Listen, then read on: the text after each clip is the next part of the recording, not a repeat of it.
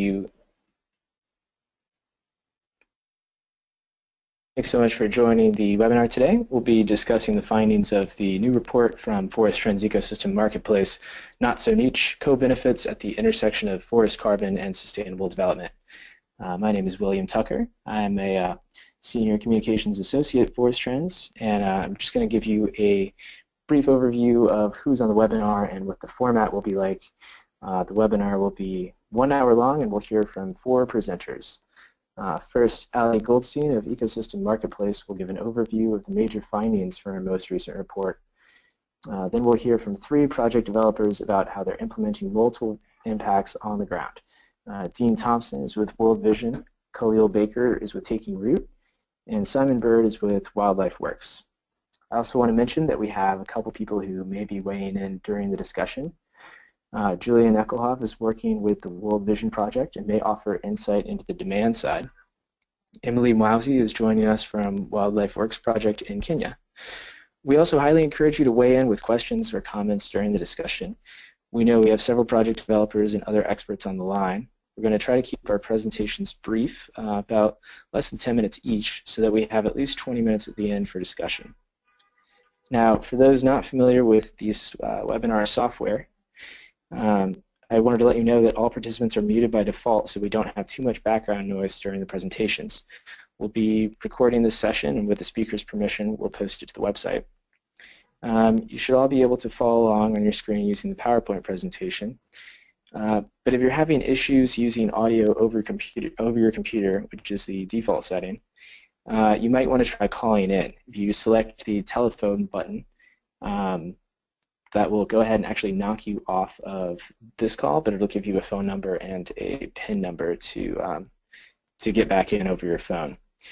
For questions, there are 2 ways you can ask. You can raise your hand in the attendees section, or you can also go ahead and enter a question directly into the questions drop-down box, which I'll be keeping track of during the presentations, and we'll go ahead and direct those questions to the panelists in the order in which they appear.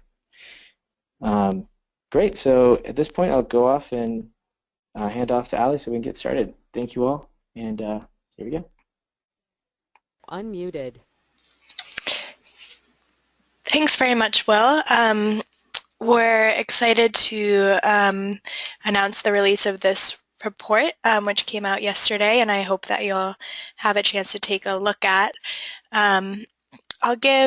I know most of you are already familiar with Ecosystem Marketplace, but just quickly, we're a global source for news, data, and analytics on environmental markets and payments for ecosystem services.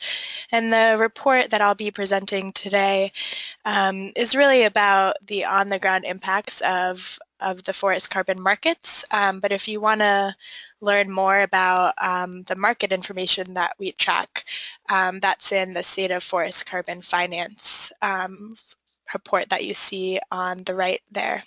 We also have free newsletters on water, carbon, and biodiversity. So I encourage you to sign up for whichever of those you're interested in if you're not already. And the link at the bottom of the screen there should take you there if you want to do it right now. So I'm going to go through the findings fairly quickly so we can get to the panelists' presentations who will tell you more about what this all looks like on the ground where they're working. But this report is really meant to give a global picture of some of the multiple impacts that we're seeing. So we've been doing a global annual survey of the forest carbon markets for 6 years now. And for the past 2 years, we've been asking questions about the multiple impacts. So looking at things like community involvement, biodiversity impacts, jobs, and a lot more. And sort of what the demand for those impacts is in the market. So although the actual unit of exchange is a carbon offset, so a ton of emissions produced or a ton of emissions reduced or avoided. There's often a lot behind that. So it's looking at what those co-benefits are and sort of how we can measure and quantify them. So the report tries to address 3 questions, which I'll also try to address in this presentation. The first is, how are project developers identifying co-benefits?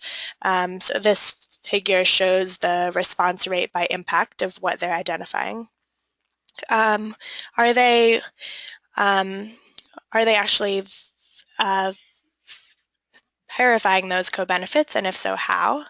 We'll see that some of these have fairly straightforward and clear metrics, and others are less clear. And finally, does the market value of carbon offsets and other results-based payments, does that actually include the achievement of co-benefits? So I'll start with a few of the impacts. This is not all the impacts that we tracked, but I wanted to give you a sense. So we asked projects about land tenure and carbon ownership. Overall, the projects responding to our survey last year covered a land area about the size of Ghana, so pretty significant. Most projects were able to answer the question about land tenure in the project area, and you can see the breakdown between collective or customary land ownership, private land ownership, etc. Not as many responded to the question about the percentage of the carbon rights that were owned by communities, so how much of the actual carbon asset was directly owned by the people that lived in the project area. And that's because, the world has pretty recently put a value on carbon. So carbon rights are not always clearly defined yet. But in some cases, project developers are actually at the forefront of figuring out ambiguous land ownership and carbon ownership situations. And in 2014, they collectively reported that project development efforts led to the clarification of land tenure across at least 2.2 million hectares. One of the most straightforward metrics that we tracked was jobs.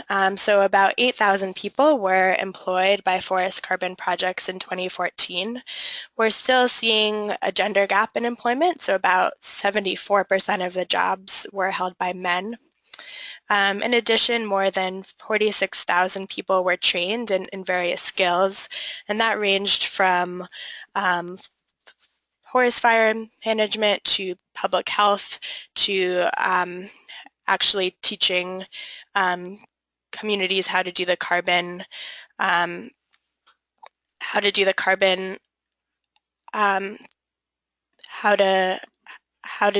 accounting themselves.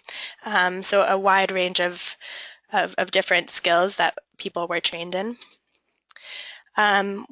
Projects reported that biodiversity was one of the things that offset buyers most often looked for in projects, so it's something that many of them track. The 2 key things that projects seem to track for are habitat protection for vulnerable or endangered species and protection of high conservation value land. So collectively, the 53 projects that responded to this question last year protected habitat for 141 endangered species, and some of the coolest ones are pictured there. We also asked about climate adaptation benefits. So although all forest carbon projects are, of course, framed around the actual the actual emissions reductions that they're achieving, a lot of them also contribute to climate adaptation and resilience. So the most common ways in which they did this were through habitat protection, which gave key species and landscapes a buffer against increased climate risk. And also they provided income for communities, and so often economic resources are the key for a community to actually be able to adapt to an extreme event, such as crop failure, that might be related to sort of enhanced climate extremes. So that was sort of an interesting thing that we were looking at, although the sort of tracking of adaptation benefits is not as straightforward as that for jobs or biodiversity yet. So this brings up the question of how projects are actually measuring and verifying these multiple impacts. The short answer is through standards.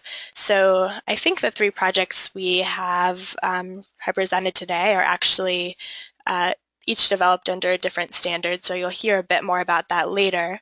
But some standards, like the climate community and biodiversity standards, are used in addition to a carbon standard, such as the verified carbon standard, and others, such as Plan Vivo and Gold Standard, incorporate both the carbon and co-benefits aspects together.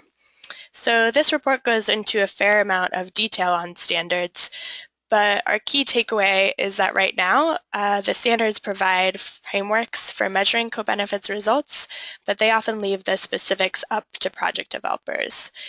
So this allows for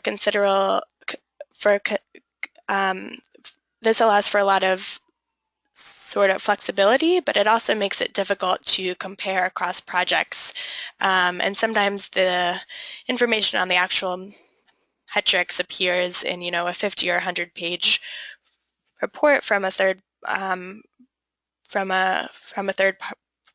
party audit, and it's difficult to kind of pull out the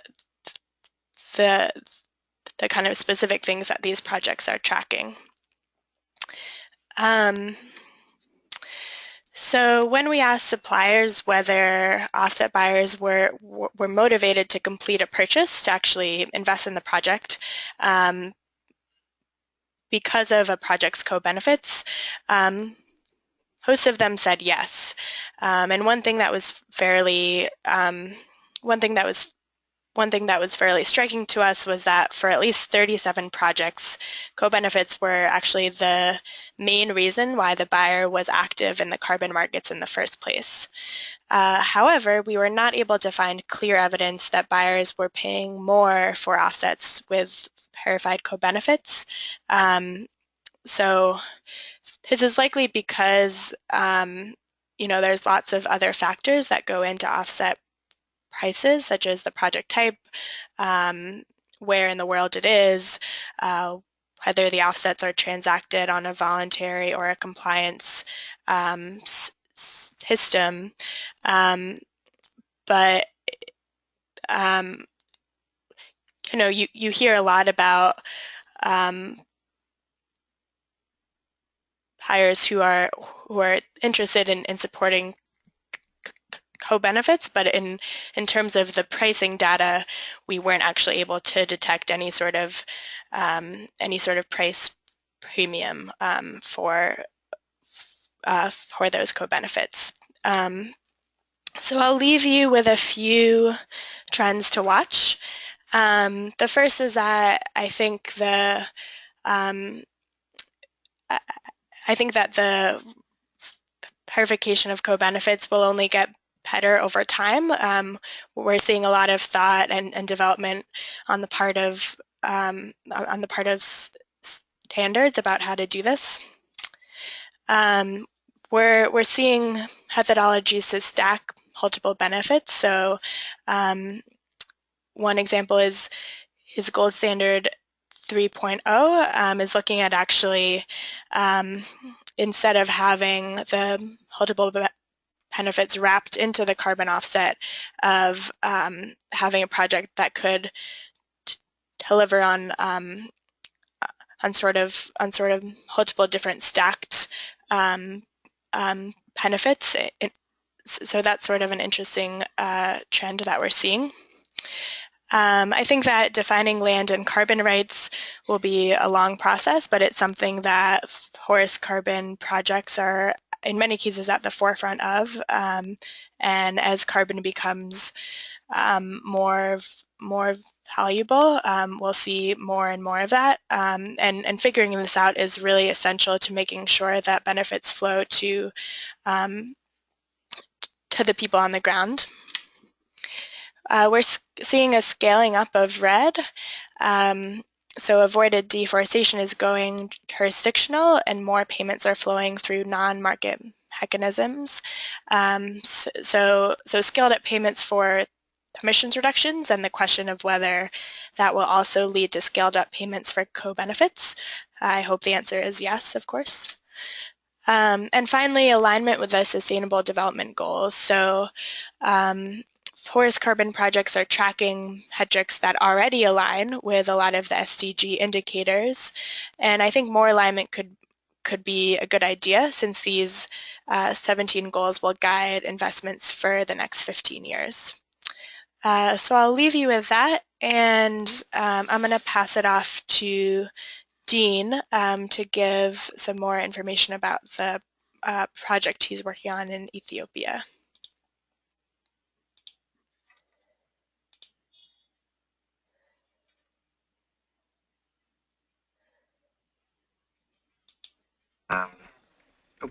Thanks, Ali. Muted.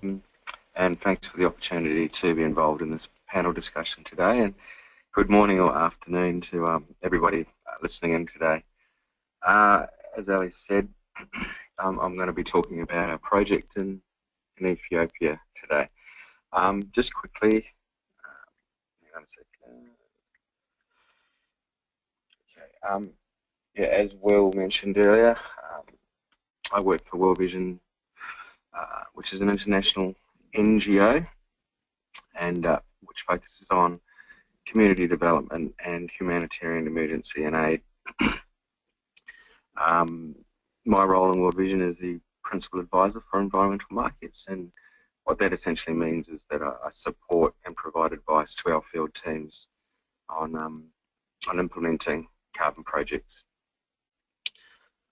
And as I said today, I'll be talking about World Vision's reforestation project in Ethiopia, which is a gold standard project.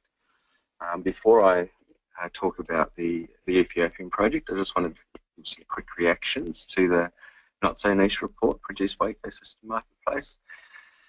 Firstly, I'd like to welcome and thank Ecosystem Marketplace for producing this report. I think it's timely and will hope to drive interest in this project area in the future. Just in terms of my reactions, I think the co-benefits that have been highlighted in this report, I certainly have experienced those in the Sorry reforestation project in Ethiopia and other forest carbon projects that we've been developing. And certainly some of the key co-benefits that we've experienced relate to the land tenure and carbon rights. These are critical to get right at the start in terms of a successful project in the long run. Jobs and training has been another area that's come pretty strongly in our projects. The climate resilience and also biodiversity and water. And I'll go into a little bit more detail when I get to the project around some of these things. My other reaction, I guess, I found it interesting around the price. Whilst buyers are heavily influenced by co-benefits, there's no clear signal that they're willing to pay a premium, and that could be for a number of reasons.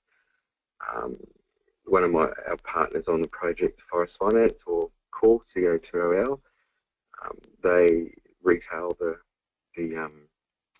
carbon credits for us and have a lot more intel on the market than what I do. So I won't go into too much detail as to why this might be the case, but I guess one of my feelings is perhaps it's supply and demand issues there, and at the moment we probably have a lot more supply than demand, and that would have a heavy influence on the price. So, conscious of time, I'll move on to the SODO project now in Ethiopia. The SODO project has been going since 2006, so around about 10 years now, and it was originally developed under the old carbon fix standard, and has transitioned across to the gold standard methodology in 2014 now. The SODO project is a reforestation project largely based on what we call farmer-managed natural regeneration. So what that means is that around 80 to 90% of the project hasn't involved tree planting. It has focused rather on regenerating rootstock and tree stumps in the project area using techniques such as coppicing. And then there's been around 10 to 20% enrichment planting with high-value tree species where the natural regeneration techniques weren't going to work so well. The project covers 503 hectares, and it's predicted or estimated that it will sequester 220,000 tonnes of CO2 over the 30-year life of the project. Within this project, recently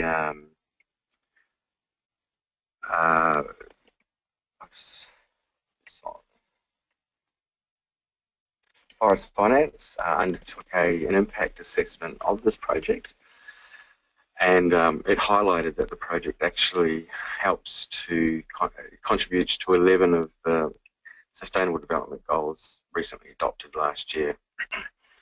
Given the time, I'm not going to go into all of these SDGs, but I think you can see up on the screen now that the 11 that have been highlighted, and I'll go into 3 of those in more detail now with the time I have left. This is just a map to show you where the project is located within Ethiopia, and it's situated in the Southern Nations, Nationalities and Peoples region of Ethiopia. The first Sustainable Development Goal that I wanted to highlight was Goal 2, ending hunger, and as you'll see, these also directly relate to the co-benefits of the project. So here you can see that the project is helping to improve livestock. It's also increasing forest foods, and through the project we're also promoting the production of food trees, as we like to call them. An example would be apple trees. And the quote that you can see in the middle of the slide comes directly from one of the cooperative members. Just briefly, the project, whilst implemented by World Vision Ethiopia, has been, the way that we've designed the project is that it's managed by local forestry cooperatives. There's 5 of them, and they're based around the 5 communities that are involved in implementing the project. And so I'll just read you out the quote. So the community members have experienced, or over 80% reported decreased soil erosion and increased soil fertility. So we produce food, vegetables around our household, very big change since the project started. We produce different foods so we can feed our children better food. Now we eat 3 times, we used to eat twice, and as I said, that came from a cooperative member. And so this also, I guess, meeting or helping to contribute to this SDG also highlights other co-benefits such as building community resilience. The second SDG I wanted to highlight, Goal 8, promoting sustained, inclusive and sustainable economic growth. So through job training, we've provided many new opportunities for community members to develop new livelihoods. Some examples are apiculture and ecotourism, and over the life of the project, more than 2,000 full-time seasonal and temporary jobs have been created. And the final one I wanted to highlight was Goal 15, where the project's helping to protect, restore and promote sustainable use of terrestrial ecosystems. See the top photograph there is a shot of part of the project where it's been reforested. So reversing land degradation. We're also helping to improve biodiversity and restoring water resources. So, the project is actively trying to monitor some of these things. So we have a water quality monitoring program. That's my timer. So I'll try and wrap up in the next minute.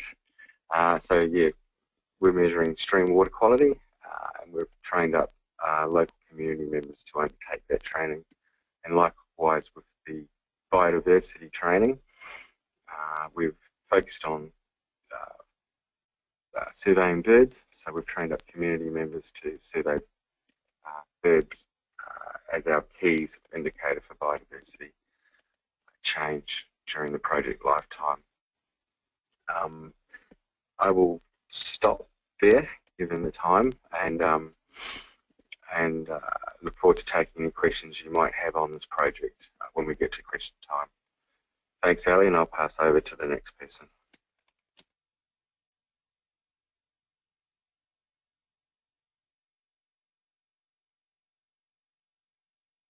Hi, everyone. I guess I'm next.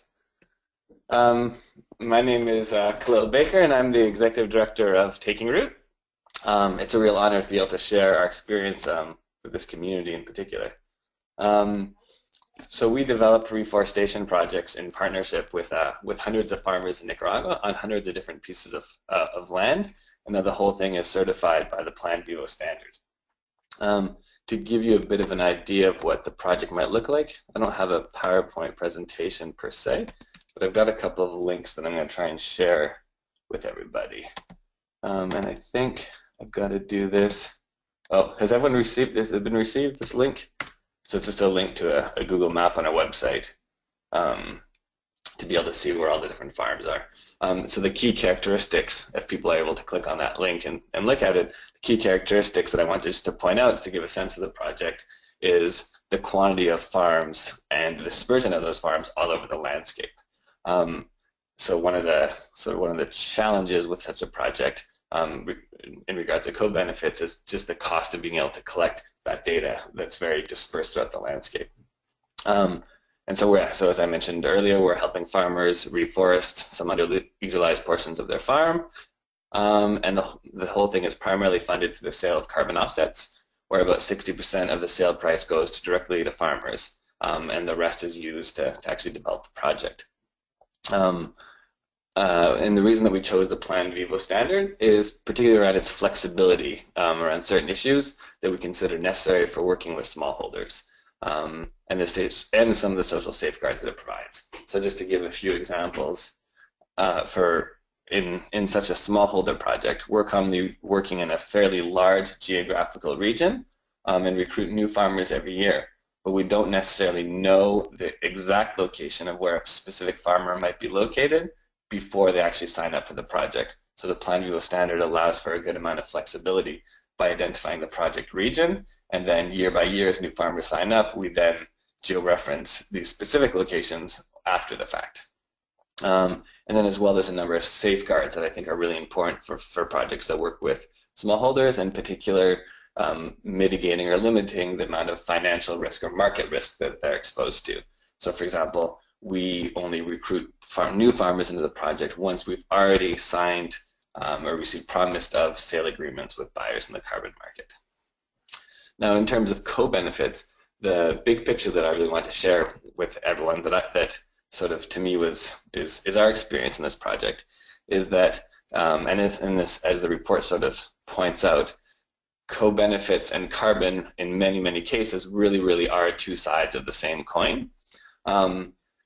So, for example, for our project to be successful, the project has to be attractive to people, to participants, to farmers, to want to voluntarily reforest a portion of their farm. So co-benefits and participation are sort of like one is just a factor of the other. So the more co-benefits the project provides to the community, the more people sign up, and thus the more carbon is being sequestered. And with that in mind, the way I like to think of co-benefits is dividing them into sort of two broad categories. Right? There's the private co-benefits, the co-benefits, sorry, that provide private values to farmers in particular, and then there are the co-benefits that provide public values to the community at large or the international community, but don't necessarily provide so much private value to farmers themselves. So for example, when we provide direct payments to farmers, that's very much a private value. And private values, co-benefits that are private values, really facilitate project development. And so those are really easy to measure, for example, like the dollars and cents that are paid to communities. And then there's a sort of a subcategory which help us achieve our primary objectives of these private co-benefits.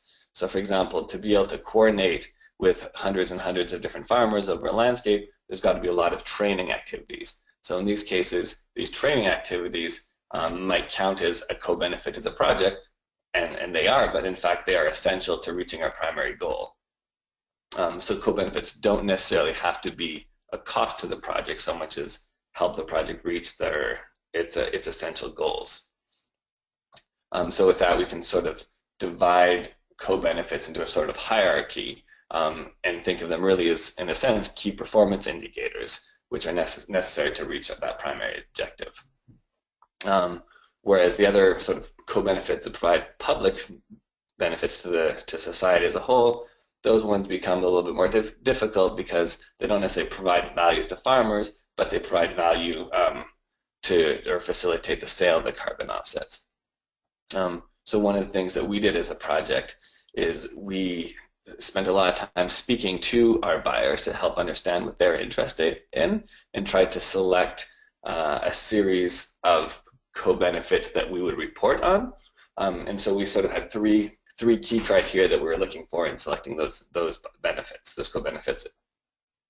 One of them was that these co-benefits were interesting to buyers, so we didn't want to spend a whole bunch of time and resources developing this list of co-benefits that just wouldn't be interesting to those who are funding the project.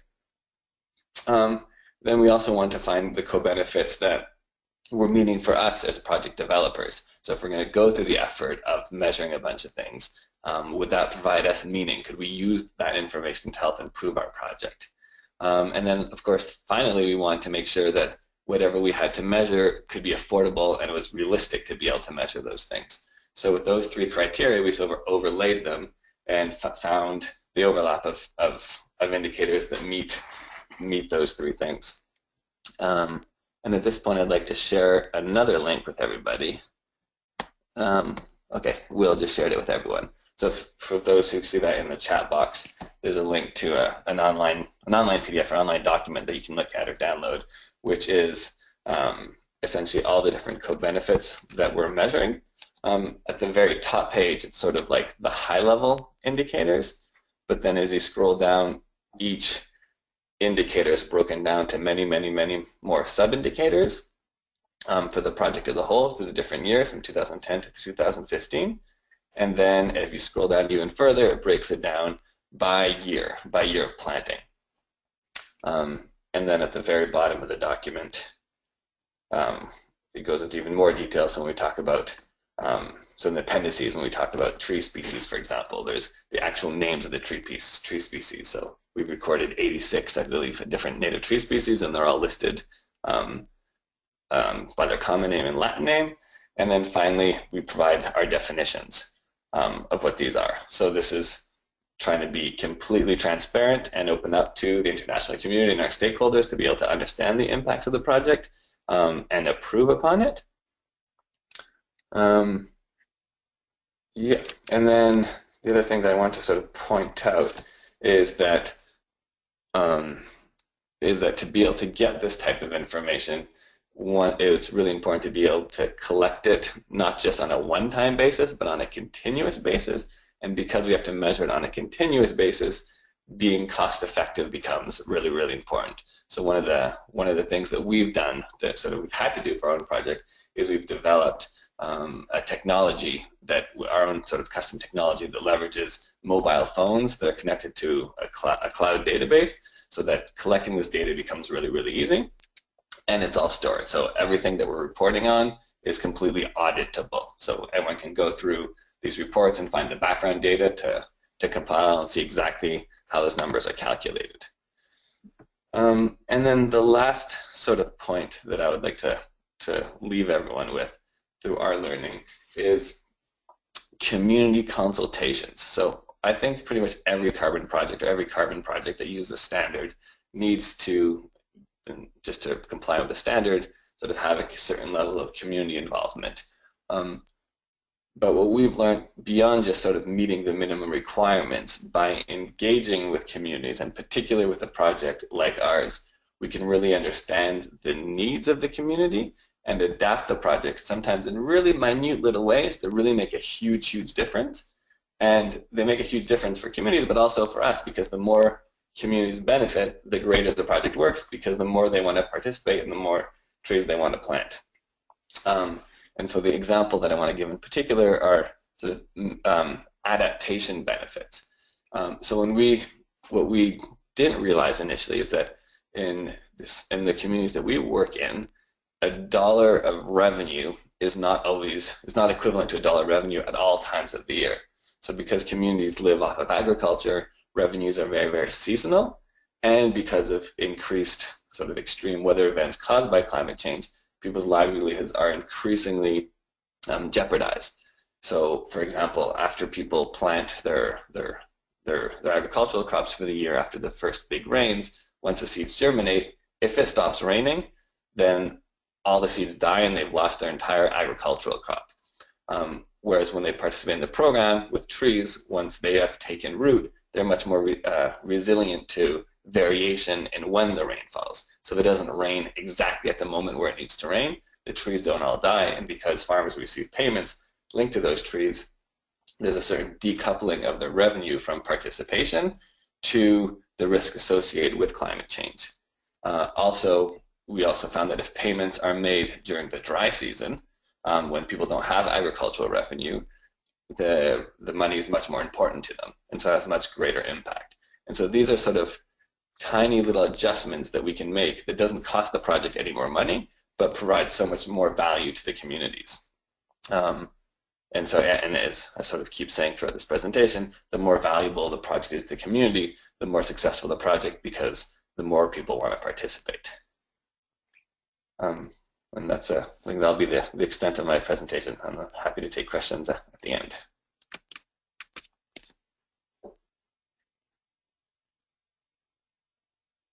Unmuted. Great, thanks, Khalil. So I'll turn it over to Simon for the last presentation now, and then we'll have a discussion, hopefully.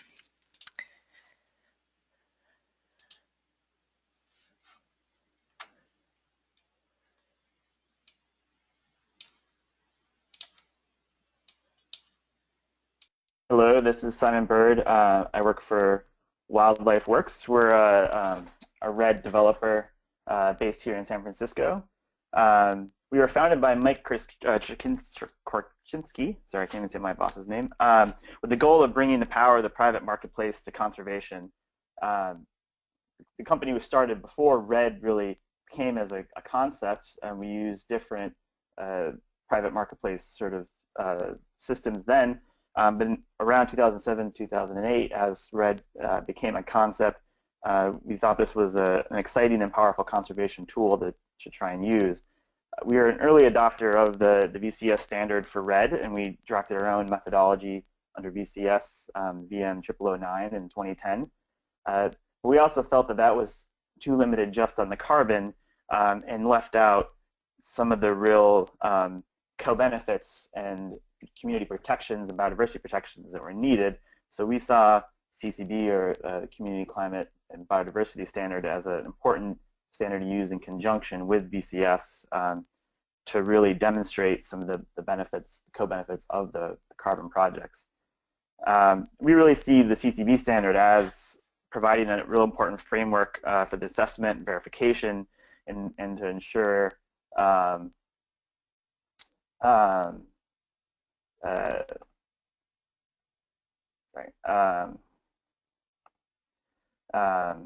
is that better, Will? We have really good community participation in the carbon project, and and in the development of the co-benefits that we provide to the communities. As Khalil said, we really see two different types of co-benefits through our projects. One that I call the intrinsic benefits, and these are a lot of the just, especially biodiversity benefits that are provided through the project just existing. The fact that we're conserving a forest, we're conserving water resources for a community, and we're protecting the sustainability of that water resource over generations. We're providing important habitat for high conservation value species. But then also we have what I think of as programmatic co-benefits, and these are co-benefits that we provide to communities or wildlife through the project, the things we're funding with carbon revenue.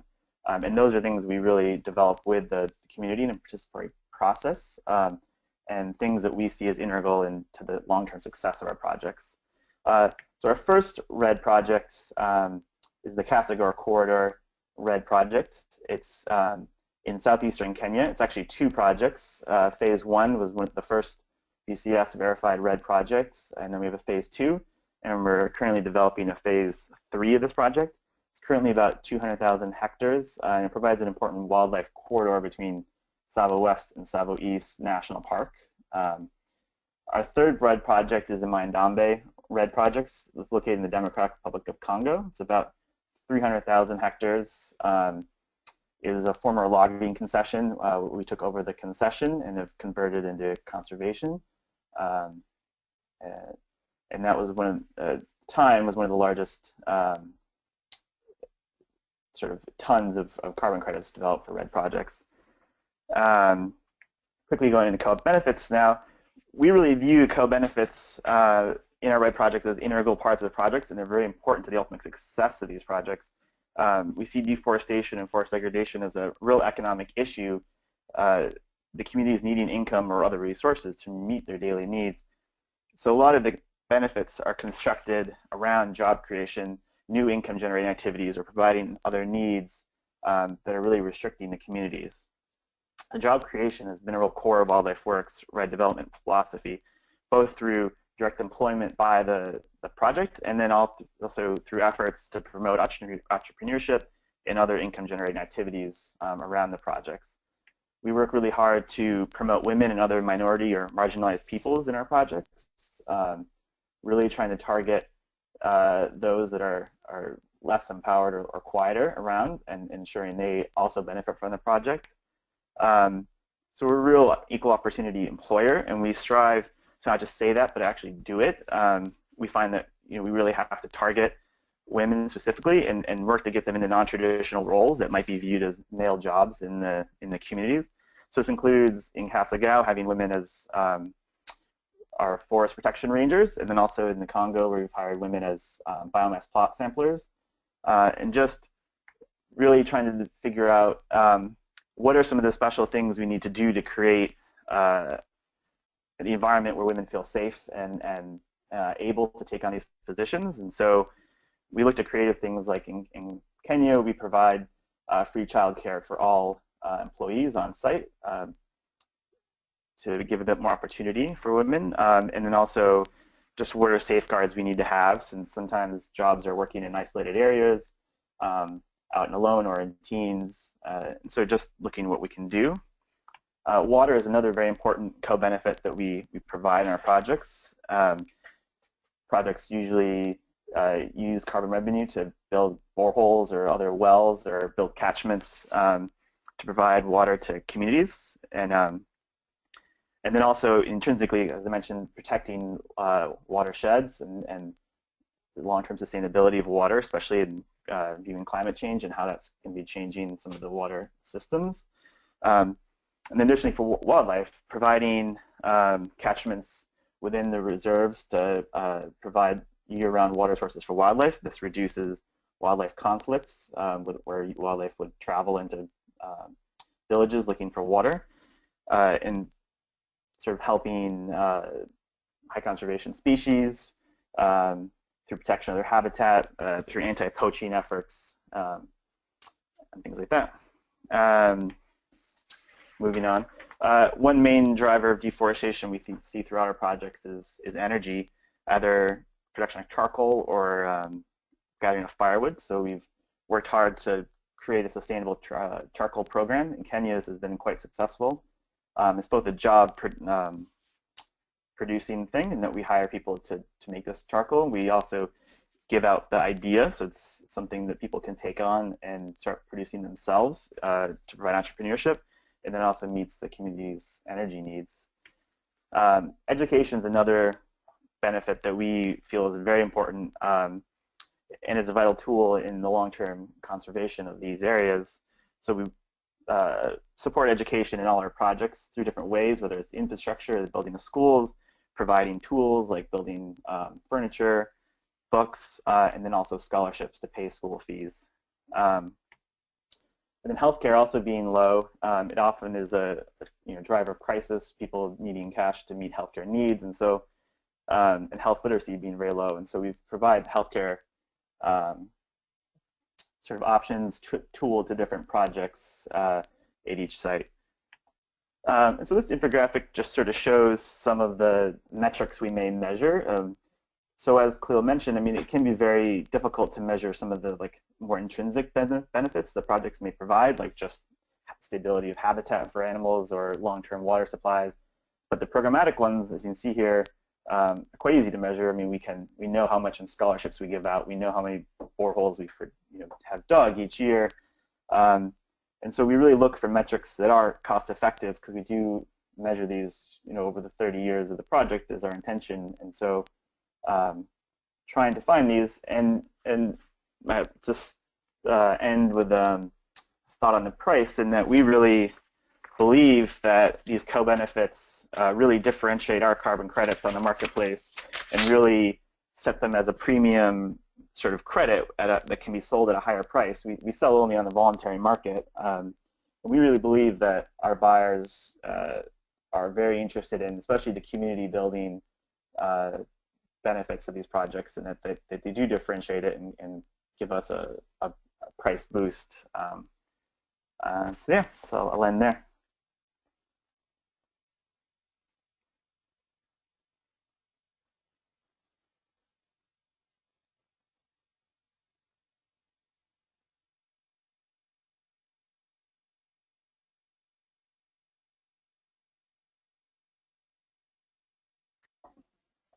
Great, thanks so much for that, Simon, and Khalil and Dean as well. Really great presentations. I'd like to open up the floor now for questions. If anyone has one they'd like to start with, you can go ahead and either raise your hand on the dashboard, or just enter your question into the drop-down question menu, and I'll go ahead and direct it to our panelists.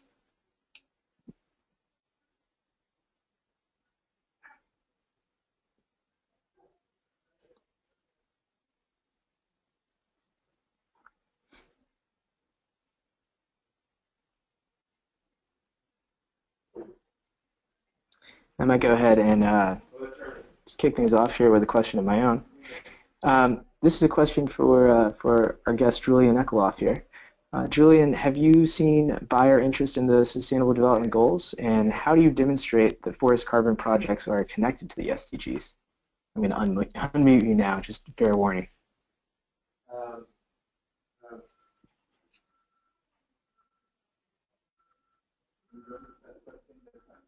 Okay, yeah, thanks for your question. It's a very good point, and that's something that comes to mind first when I read your report, as well as during the presentations, because I think I would agree 100% with the fact that buyers are interested in these things, especially buyers that organizations like ourselves, like World Vision, like Wildlife Works, and Taking Roots might be talking to, because they are approaching them because probably they know these projects, they heard about them, and they are interested in this kind of project, and they are discussing forestry projects in the first place because they are interested in some of the benefits beyond carbon. What we saw is, well, we need to ask for price premium in order to be able to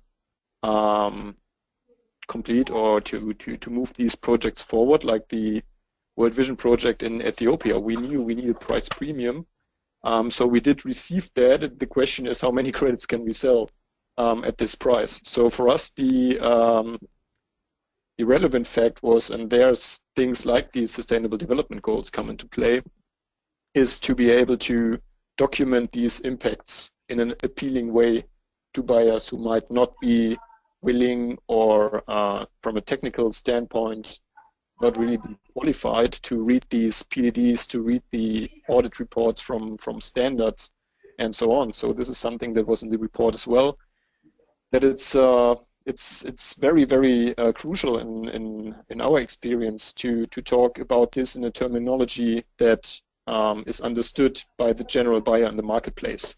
So for us, this would include the Sustainable Development Goals in the first place, and we did a short report where for those 11 Sustainable Development Goals that Dean mentioned in his presentation, we just gave a very brief explanation of how this project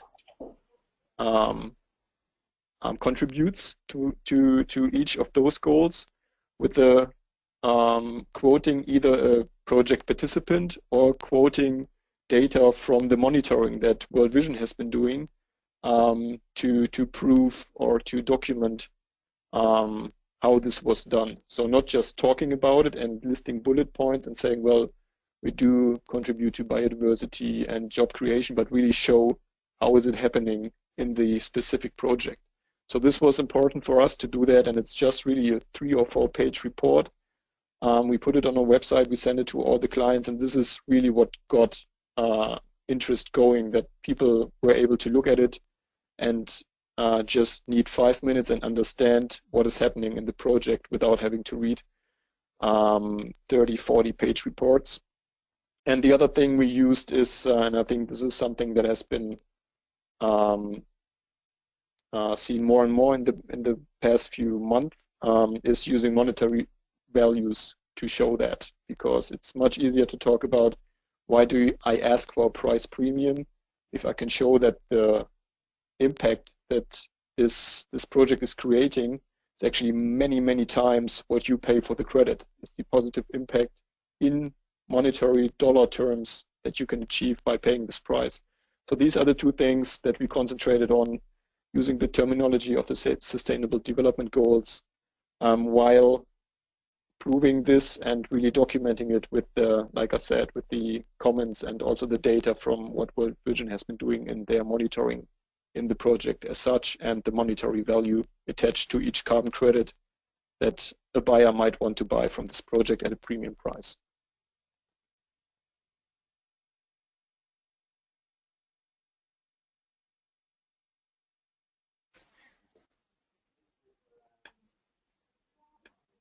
That's great. Thank you. Thank you so much, Julian, for addressing that question. Next, I'd like to actually roll in 2 questions asked by Jason Sohijian. Jason, I apologize if I totally butchered your name. Now, the first question from Jason is, any feedback or advice on small-scale projects and transaction costs? The second part is, what is the minimum scale needed to make a project like this viable, taking transaction costs into account?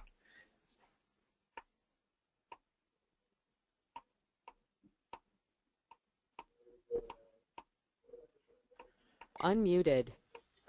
This is a question. I can start out.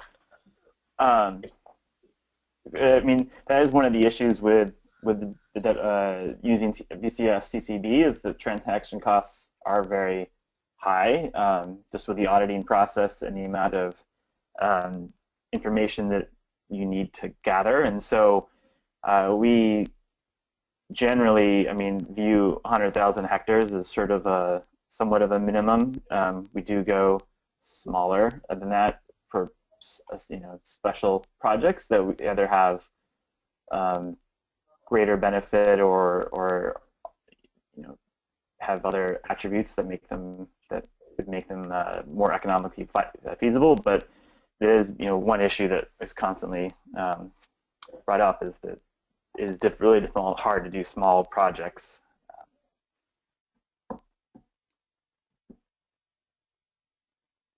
I would agree. I mean, we work with the Plan Vivo standard, which is sort of like the other extreme than the VCS, which is sort of made for small farmers. but it's been our experience that although our target beneficiaries and participants are smallholders, for it to be viable, there needs to be a relatively large project, so working with a lot of different people. But with that in mind, there is, of course, some degree of flexibility, sort of like Simon said, and so it's not necessarily one size fits all. So for example, some of the technology that we've developed to measure these co-benefits and the carbon itself was sort of expensive to set up, but reduces the per unit cost. So if we were a smaller project, we wouldn't have invested as much in this technology and would probably done things more manually. So you have some degree of flexibility of building, so your machinery, so to speak, dependent on that scale. Yeah, hi, Dean here. You have some experience developing small projects, as you would have noticed. The Soto project is only 500 hectares, and we've also been developing a small community forestry project in Peru that's around the same size as well. And yeah, they're difficult, and essentially these small-scale projects are very reliant on getting a premium price in the market. Clearly, you can't sell credits from these small projects for $3 or $4, and requiring much more than that to really make these viable. And perhaps in the early days of these projects, I mean, the Soto one was actually initially part of a larger project, but eventually got split. There's another project in Ethiopia called Humbo, which is a CDM project that we've developed with the World Bank, which is larger. It's about 2,700 hectares. Still not on the scale of projects like Wildlife Works, but these are, I guess, reforestation projects as opposed to RED. And we've found that we've probably, comparing the two projects, Humbo and Soto, we've invested a similar amount of money into both projects. So yeah, I think clearly you can get economies of scale as you go up in project size, and yeah, the smaller the projects, the price that you get for each carbon credit becomes much more important. Thanks, guys. Thanks for sharing your experiences there in terms of scale. That's really helpful context. Just in the interest of making sure we get to all of our questions, I'm going to go ahead and advance to our next question from Linda Huang, who asks, I'm curious about the climate adaptation benefits mentioned during these presentations. How are those measured, and is this qualitative or anecdotal, or are there more quantitative measures?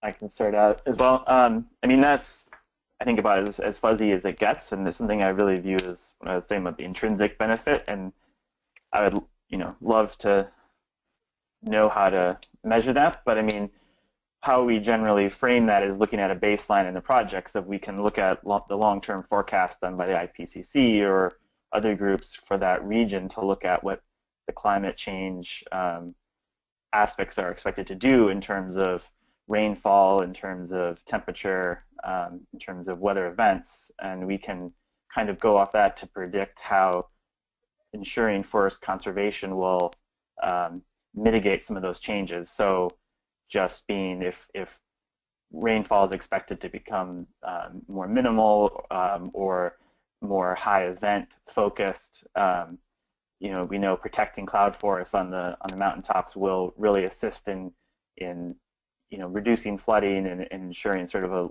that the water is doled out more over the course of the year, and protecting more larger pieces of habitat, we know will help species adapt or move as temperatures change. And so it's hard to know exactly the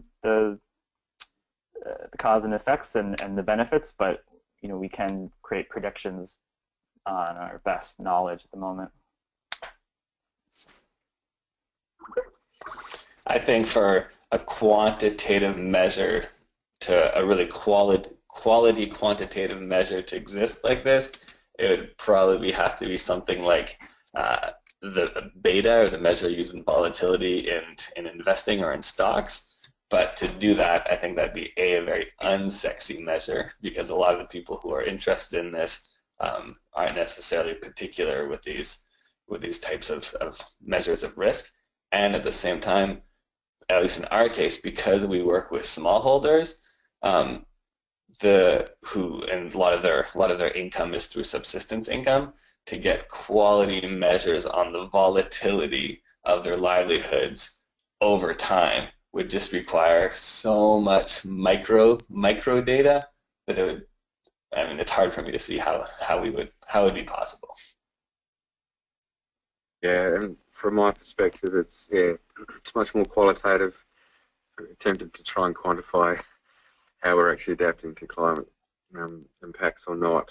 And so examples that were pointed out in the Ecosystem Marketplace report, like even things like having forest or fire management plans in place, or understanding some of the science around by reforesting you reduce erosion, improve water quality, and things like that. I guess we have some built-in assumptions that by doing these things, we're building resilience into the landscape, helping communities to adapt to future climate change. But yeah, measuring actually whether or not those adaptation measures have worked or not, yeah, we certainly haven't got to that level of sophistication. Thanks, everyone. I'll take us to our next question. It's a two-part question from Daphne Yen. I might also add that if anyone else has a really pressing question they're dying to ask, I'd ask that you please submit it in the next few moments, because we're running a bit short on time. So, so for the time being, I would say to the panelists that this might be the last question we take. Daphne asks, how do the methods for measuring co-benefits compare between CTB, Plan Vivo, and Gold Standard? The second part of that question is, and also the cost per ton of certification.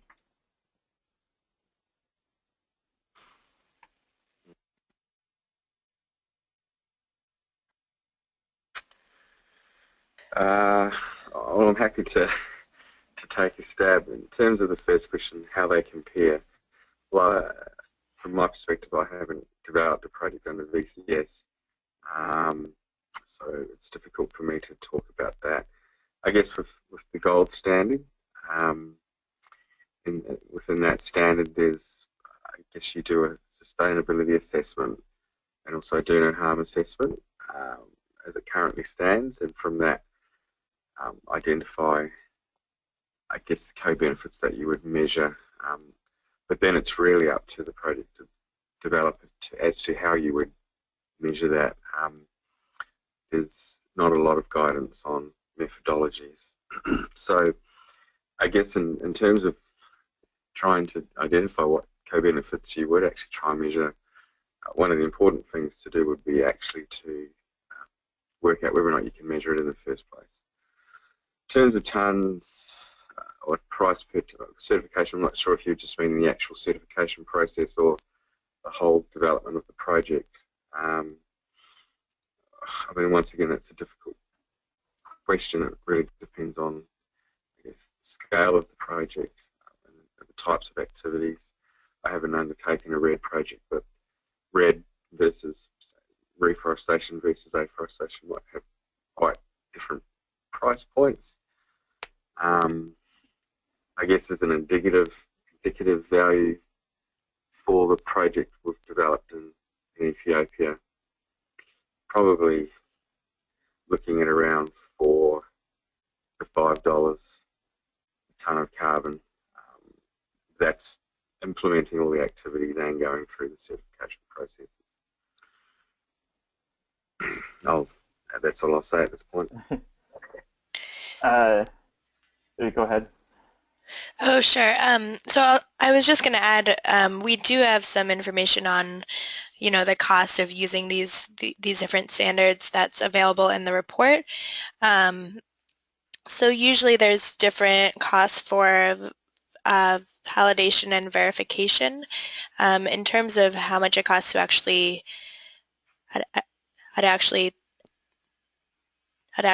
issue an offset, under CCB, it's 5 cents per ton. So that's the fee to label the offset with CCB. It would probably already be issued under the verified carbon standard or a different one. Under gold standard, it's a 30 cent per ton fee to and under Plan Vivo, at least according to their website, there's not a per ton fee. They give sort of an estimated cost of total project development. So that's the best information we have at the moment on sort of per ton co-benefits pricing. So, I mean, I will just add to that, this is Simon from Wildlife Works, but what Ali just said about 5 cents per ton for CCB, I mean, that's just to register the ton with CCB. So before Right. you can get to that 5 cents a ton, I mean, like was said previously, it's hard to know what exactly the cost per ton would be, because the ton in a RED project, the tons are so variable between projects. It really depends on the deforestation rates of the area, the carbon content of the forest, the size of the project. I mean, many of the costs of validation and verification are fixed, and so with the more variation in the number of credits that would be produced. But I mean, just the validation and verification process for VCS CCB, you're looking well over $100,000 to that's just the fees to be audited and get everything done. And then in addition to that, you have sort of your operating costs and things on the ground. So it is, as we said, a very expensive thing. That's probably, I don't have a lot of experience in implementing Plan Vivo or goal standards, so it's hard for me to speak to the differences. So yeah, let's leave it at that. Great. Yeah, Oh, sorry, go ahead, Dean. I was just going to quickly clarify sort of the pricing point I gave. It's just important to remember that we're in the SOTO project that we've been implementing natural regeneration as opposed to tree planting. I suspect tree planting is probably a lot more expensive, pushing it to develop and maintain the issues as well, as opposed to just trying to naturally generate from what's already there. Great. Well, thank you all for those responses. I think in the interest of time now, I'd like to just let everyone know that if you do have additional questions, please feel free to enter them into the question box, and I'll circulate those via email to Ali and our panelists so that we'll put you in touch and get those addressed. Otherwise, I'd like to thank everyone for joining us today. I think it's been a really great discussion.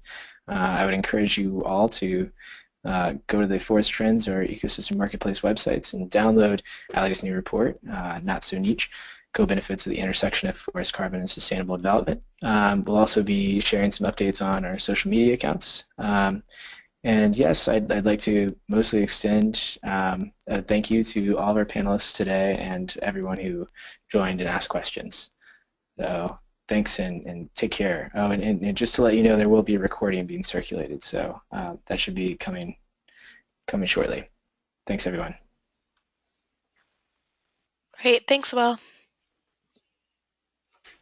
Thank you. Thank you. Thank you. Thank you.